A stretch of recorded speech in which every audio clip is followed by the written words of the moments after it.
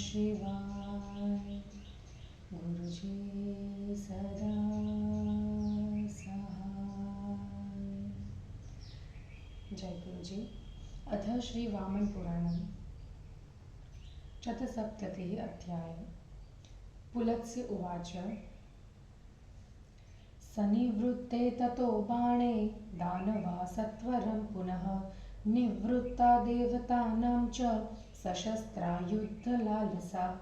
विष्णुरप्यमितोज्जास्तं ज्ञात्वा जेयं बले सुतं प्राहामन्त्र्य सुरान् सर्वान् युध्य त्वं विगतज्वरः। विष्णुनाथ समादिष्टा देवा शक्रपुरोगमा युयुर्दुर्दानवे सार्ध विष्णुस्तन्तरधीयत माधवं गतमाज्ञाय शुक्रो बलिमुवाचः।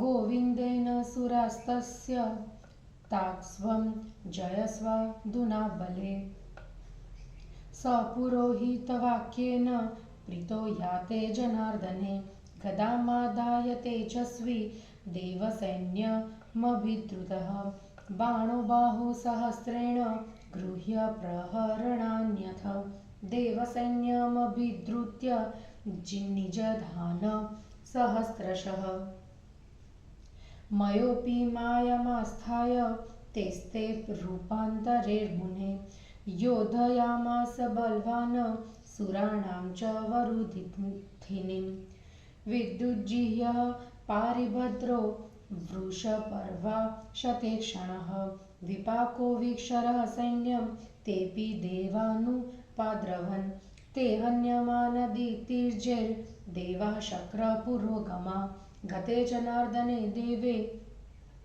प्रायशो विमुखाभवन् तान् प्रभग्नान् सुरगणान् बलिबाणपुरोगमः पृष्ठतश्चाद्रवन् सर्वे त्रैलोक्यविजिगीषवः सम्बाध्यमानदैत्यैर्देवाः सेन्द्रा भयातुरः त्रिविष्टपं परित्यज्य ब्रह्मलोकमुपागताः ब्रह्मलोकं गतेश्चित्त्वं सेन्द्रेष्वपि सुरेषुभे स्वर्गभोक्ता बलिर्जातः सपुत्रभ्रातुबान्धवः शक्रो बुध भगवान् ब्रह्मन् बलिबाणो यमो भवत वरुणो भूमयः सोमो राहुर्दाहो हुताशनः स्वर्भानुरभवत् सूर्यः शुक्रचासीद बृहस्पतिः येनेऽप्यधिकृता देवास्तेषु जाताः सुरारयः पञ्चमस्य कलेराद्यौ द्वापरान्ते सुदारुणः देवासुरो भूतसङ्ग्रामो यत्र शक्रोऽप्यबुध बलिः पातालः सप्त तस्यासन् वशे लोकत्रयं तथा भूर्भुवः स्वरिति ख्यातं दशलोकाधिपो बलिः स्वर्गे स्वयं निवसति भुञ्जन भोगान् सुदुर्लभान् तत्रोपासन्त गन्धर्वा विश्वा वसुपुरोगमः तिलोत्तमाधाप्स अप्सरसो नृत्यन्ति सुरतापस वादयन्ति च वाद्यानि यक्षविद्याधरादयः विविधानपि भोगान् च भुजन् दैत्येश्वरो बलिः सस्मार मनसा ब्रह्मन् प्रह्लादं स्वपितामहम् संस्मृतो न पृणाचासो महाभागवतोऽसुरः समभ्यागात् त्वरायुक्तः पातालात् स्वर्गमव्ययम् तमागतं समीक्ष्यैव त्यक्त्वा सिंहासनं बलिः कृताञ्जलिपुटो भूत्वा ववन्दे चरणावुभो पादयोपतितं वीरं प्रह्लादस्त्वरितो बलिं समुत्थाप्य परिषज्य विवेश परमासने तं बलिः प्राह भोस्तात त्वत्प्रसादात् सुरामया निर्जिता शक्रराज्यं च रतं वीर्यबलान्मया तदिदं तात मद्वीर्यर्विनिर्जितत्सुरोत्तमम् त्रैलोक्यराज्यं बुद्ध्वक्ष्वत्वं मयि वृत्ये पुरःस्थिते एतावता पुण्ययुतः स्यामहं तात यतः स्वयं त्वदद्रिपूजाभिरतस्त्वदुच्छिष्टान्न भोजनः न सा पालयतो राज्यं धृतिर्भवति सत्तम या धृतिर्गुरुशुश्रूषां कुर्वतो जायते विभो ततस्तदुक्तं बलिना वाक्यं श्रुत्वा द्विजोत्तमः प्रह्लादः प्राहवचनं धर्मकामार्थसाधनम् मया कृतं राज्यमकटं पुरा प्रशासिता भूः सुहृदोऽनुपूजिताः दत्तं यथेष्टं जनितास्तथात्मजा स्थितो बले सम्प्रप्ति योगसाधकः गृहीतं पुत्रविधिवन् मया भूयोऽर्पितं तव एवं भव गुणानां त्वं सदा शुश्रूण शणे रतः इत्येवमुक्त्वा वचनं करे त्यादाय दक्षिणे शाक्रे सिंहासने ब्रह्मन् बलिं तूर्णन्यवेशयत सोपविष्टो महेन्द्रस्य सर्वरत्नमये शुभे सिंहासने दैत्यपतिः शुशुभे माधवानिव तत्रोपविष्टश्चेवासौ कृताञ्जलिपुटो नतः प्रह्लादं प्राह वचनं मेघगम्भीरया गिरा यन्मया तात कर्तव्यं त्रैलोक्यं परिरक्षता धर्मार्थकाममोक्षेभ्यस्तदादिश तु मे भवान् तद्वाक्यसमकालं च शुक्रः प्रह्लादमब्रवीत् यदुक्तं तन्महाबाहो वदस्वादोत्तरं वचनं बलिशुक्राभ्यां श्रुत्वा भागवतोऽसुरः प्राह धर्मार्थसंयुक्तं प्रह्लादो वाक्यमुत्तमम् यदा यत्यां क्षमं राजन् यद्धितं भुवनस्य च अविरोधेन धर्मस्य अर्थस्योपार्जनं च यत् सर्वसत्त्वानुगमनं कामवर्गफलं च यत्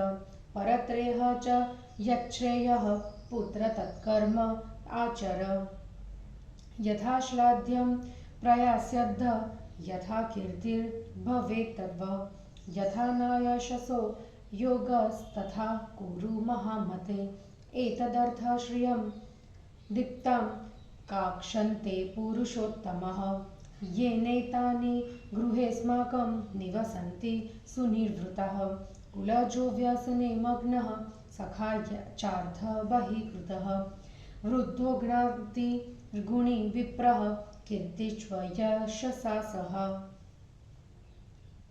तस्मादयथेते निवसन्ति पुत्र राज्यस्थितस्येह कुलोद्रतागाः तथा यतस्वामलसत्त्वचेष्ट यथा यशस्वी भवितासि लोके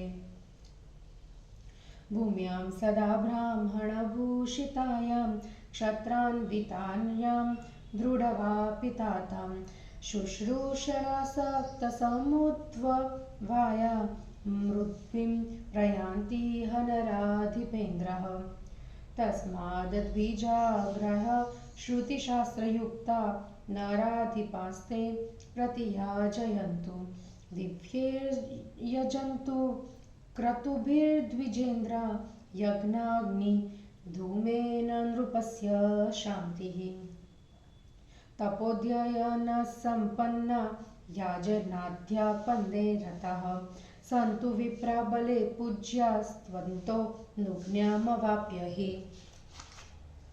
स्वाध्याय यज्ञनिरता दातारः शस्त्रजीविनः क्षत्रिया सन्तु दैत्येन्द्र प्रजापालनधर्मिणः यज्ञाध्ययनसम्पन्ना दातारः कृषिकारिणः पाशुपाल्यं प्रकुर्वन्तु वैश्याविपीणिजीविनः ब्राह्मणक्षत्रियविषं सदा शुश्रूषणे रताः शूद्राः सन्त्व सुरश्रेष्ठ तवाज्ञाकारिणः सदा यदा वर्णाः स्वधर्मस्य भवन्ति द्वितीजेश्वर धर्मवृद्धिस्तदा स्याद्ये धर्मवृद्धो नृपोदयः तस्माद्वर्णाः स्वधर्मस्थास्तव्याः कार्याः सदा बले तदवृद्धो भवतो वृद्धिस्तद्वानो हानिरुच्यते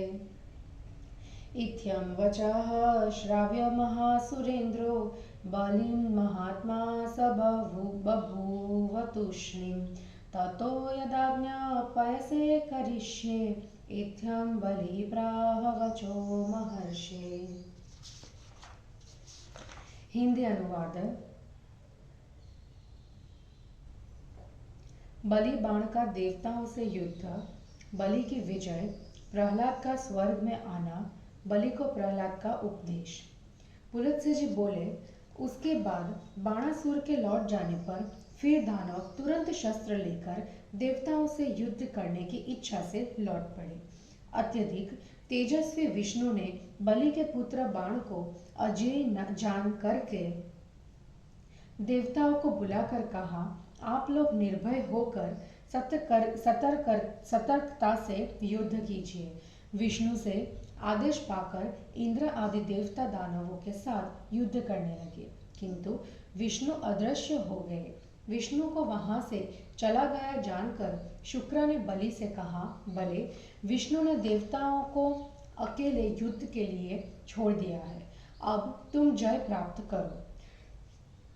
दुष्ट जनों को ताड़ना देने वाले भगवान विष्णु के चले जाने पर तेजस्वी बलि पुरोहित शुक्राचार्य के वाक्य से हर्षित हो गदा लेकर देवसेना की ओर दौड़ा।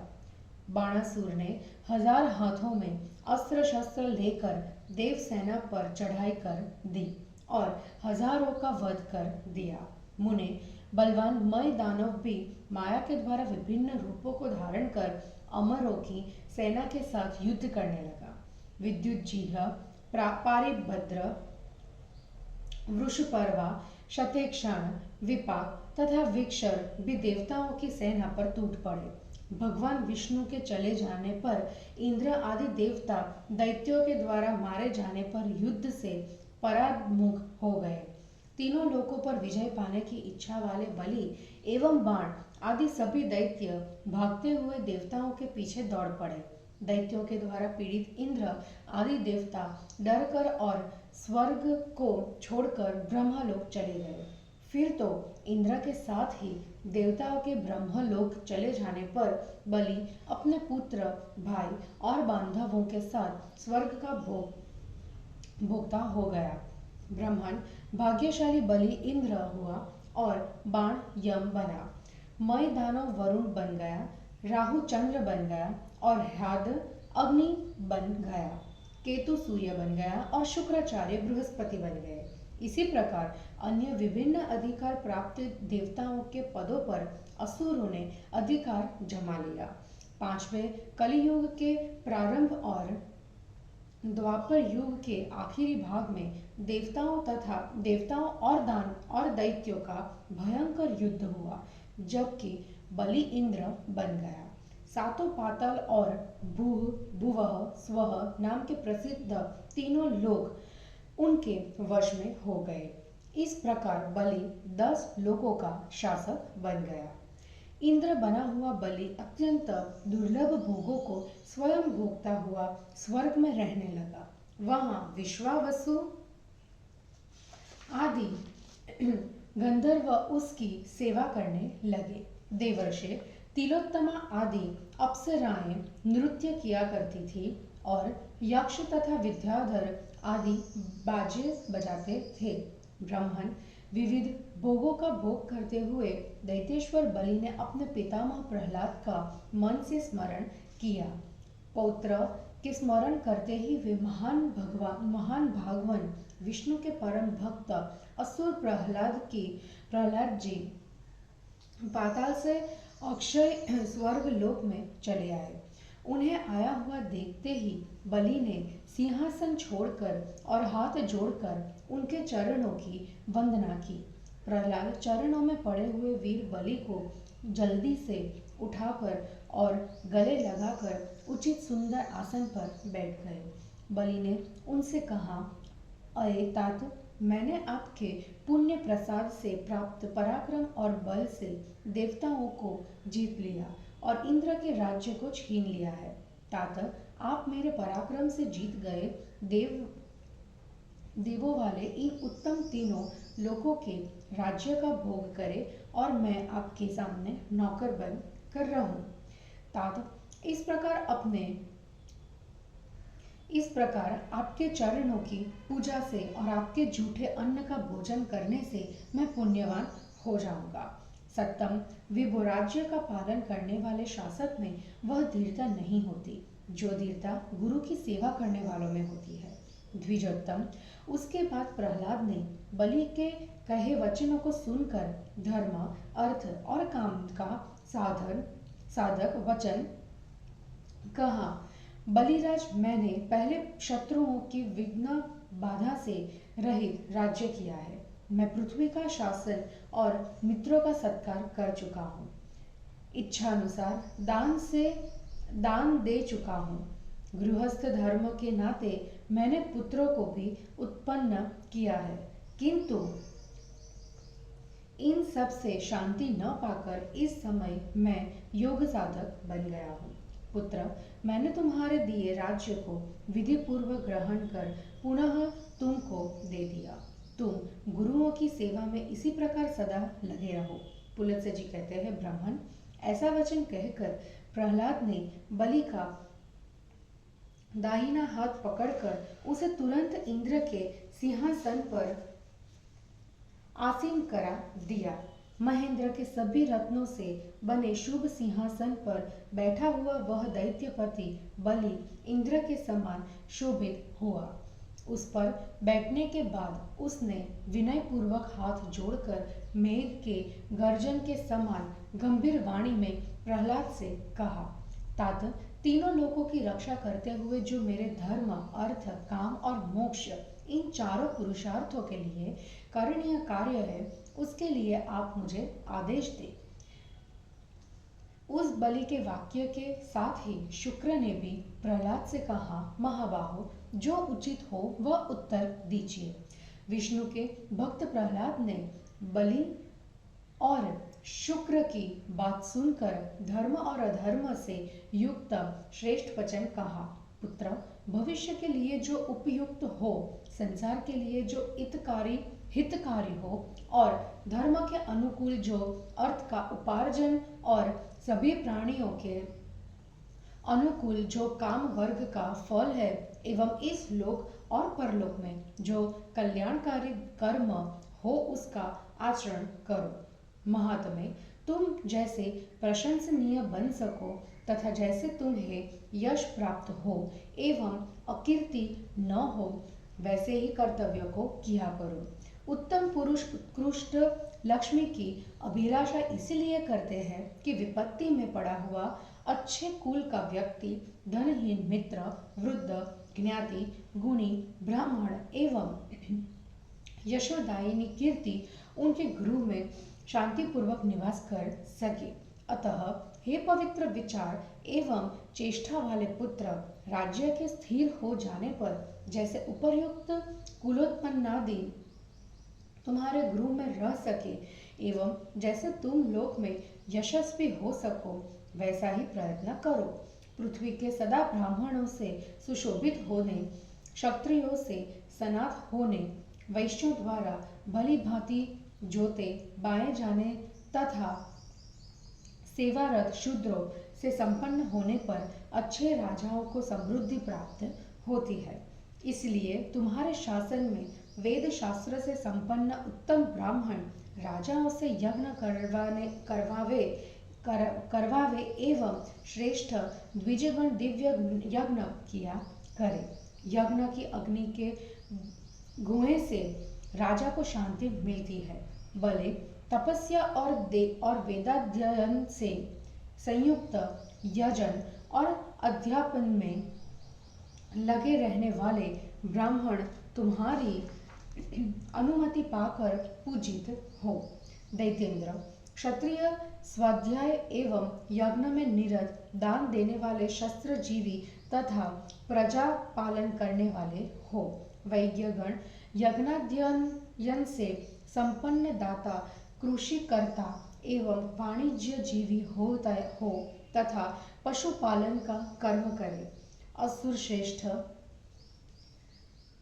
शूद्र गण ब्राह्मण क्षत्रिय और वैश्यों की सेवा में सदा लगे रहे और तुम्हारे आदेश का सदा पालन करे। द्वितीजेश्वर जब सभी वर्ण के लोग अपने अपने धर्म में स्थित रहते हैं तब निश्चय ही धर्म की वृद्धि होती है और धर्म की वृद्धि होने पर राजा की उन्नति होती है। इसलिए भले तुम सभी वर्णों का उनके धर्म में सदा लगाए रहो। उसकी स्वधर्म की वृद्धि से राजा की वृद्धि होती है, उसकी हानि से हानि कही गई है। महासुरेंद्र महात्मा प्रहलाद बलि से ऐसा कहकर मौन हो गए। पुलत्स्य जी कहते हैं, महर्षि उसके बाद बलि ने इस प्रकार कहा, आपने जो आदेश दिया उसी के अनुसार मैं कार्य करूंगा। और इस प्रकार श्री वामन पुराण में 74वां अध्याय समाप्त हुआ। जय गुरु जी।